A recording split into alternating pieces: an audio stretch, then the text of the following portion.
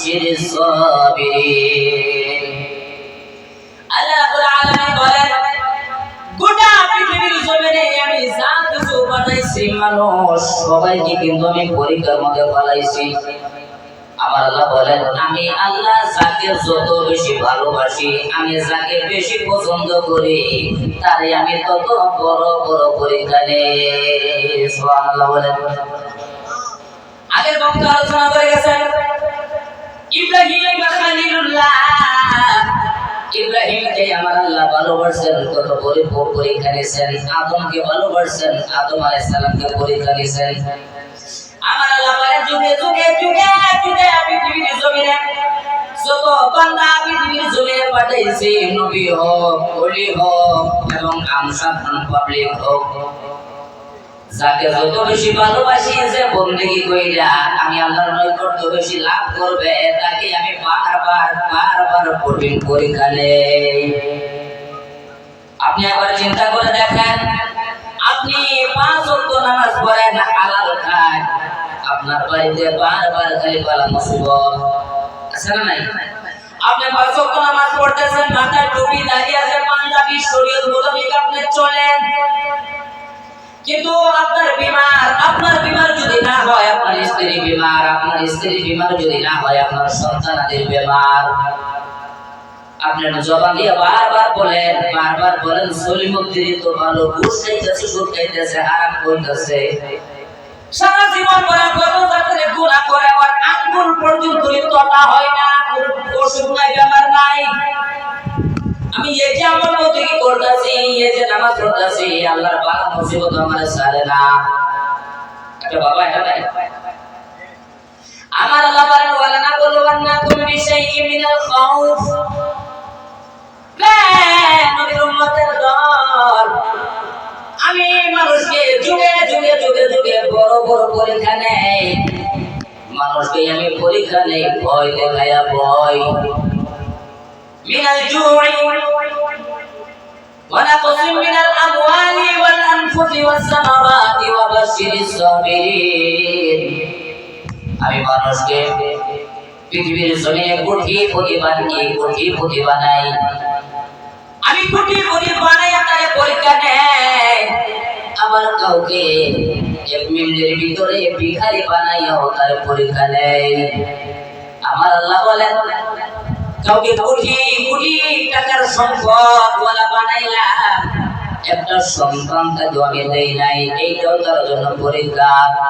কিন্তু আবার কারো ঘর কাছে জায়গায় নাই, ঘর বানানোর জায়গায় নাই, দিন মজুরি হাজিরা করে খায়, ওনার ঘরে সন্তানের কোনো কমি নাই। কথা ঠিক কিনা? আমার আল্লাহ কোটিপতি বানাইয়া পরীক্ষা নেয়, আবার ভিখারি বানাইয়া বাজান বান্দারে পরীক্ষা নেয়। আমার আল্লাহ বান্দাকে বিশাল মালিক বানাই, বড় বড় বাগান দেয়, সে বাগানের মধ্যে অনেক ধরনের ফুল ফল হয়। আপনার মনের মধ্যে চিন্তাধারা আছে, আপনার মনের মধ্যে চিন্তাধারা, এই বছর বাগান থেকে আমি অনেক টাকা বিক্রি করব, কিন্তু বাজান আপনি হঠাৎ করে দেখলেন একটা তুফানে সব শেষ। এই যে দেখেন বিভিন্ন জায়গায় সরকার উচ্ছেদ শুরু করেছেন, বিশাল কোটি কোটি ধন দৌলতওয়ালা একদিনের ব্যাপারে তারা ভিখারি হয়ে গেছে না নাই? আমার আল্লাহ ধনী বানাইয়াও পরীক্ষা নিছে, আবার গরিব বানাইয়াও পরীক্ষা নিছে। আদম আলাইহিস সালামকে ভালোবাসেন, লকব দিয়েছেন সফিউল্লাহ, আদম সফিউল্লাহ, ইব্রাহিম খলিলুল্লাহ, মুসা কালিমুল্লাহ, ঈসা রূহুল্লাহ, আমার দয়ার নবী হলেন হাবিবুল্লাহ। সুবহানাল্লাহ। আপনারা প্রশ্ন করতে পারেন, হুজুর আদম সফিউল্লাহ, ইব্রাহিম খলিলুল্লাহ, মুসা কালিমুল্লাহ, ঈসা রূহুল্লাহ এবং আমাদের নবী হলেন হাবিবুল্লাহ, এদের মধ্যে পার্থক্যটা কি? আমার আল্লাহর দরবারে যদি প্রশ্ন করা হয়, ওই চারজন নবী আমাদের নবী মাঝে পার্থক্যটা কি? ওনাদের কালিমুল্লাহ, হাবিবুল্লাহ, রূহুল্লাহ, কালিমুল্লাহ, খালিলুল্লাহ, ঠিক আছে। আমাদের নবী হাবিবুল্লাহ, তার মধ্যে পার্থক্য কি? আমার আল্লাহ জবাব দেয়, আদম সাফিউল্লাহ, আদম আমি আল্লাহকে রাজি খুশি করার কারণে 350 বছর চোখের পানি ছেড়েছেন। ইব্রাহিম খলিলুল্লাহ, আমি আল্লাহকে রাজি খুশি করার কারণে নিজের কলেজার টুকরা সন্তান ইসমাঈলকে কুরবানি দিয়েছেন। মুসা কালিমুল্লাহ, উনি আমি আল্লাহকে রাজি খুশি করার কারণে তোর পাহাড়ে আমি আল্লাহর সঙ্গে কথাবার্তা বলেছেন।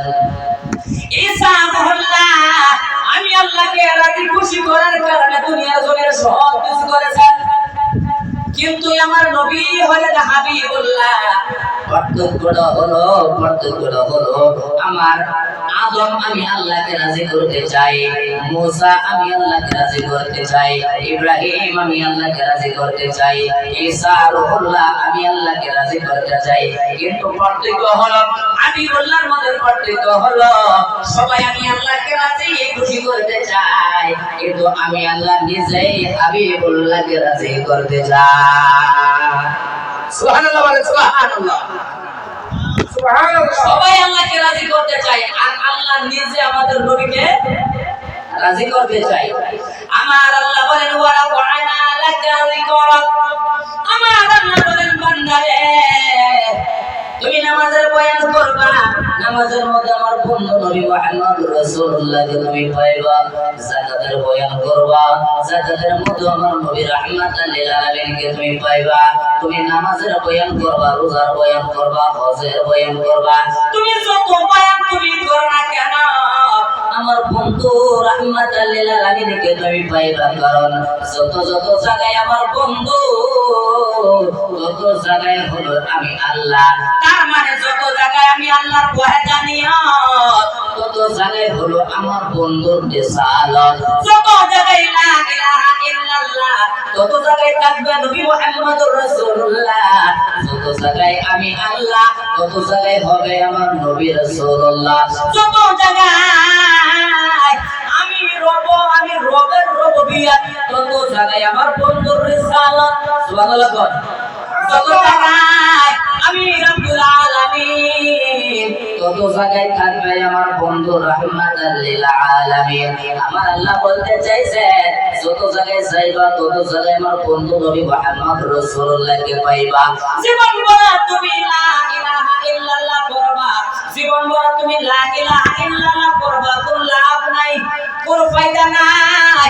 যেই পর্যন্ত তুমি মুহাম্মদ রাসূলুল্লাহ তুমি না পড়বা তত তোমার কোনো ফায়দা নাই।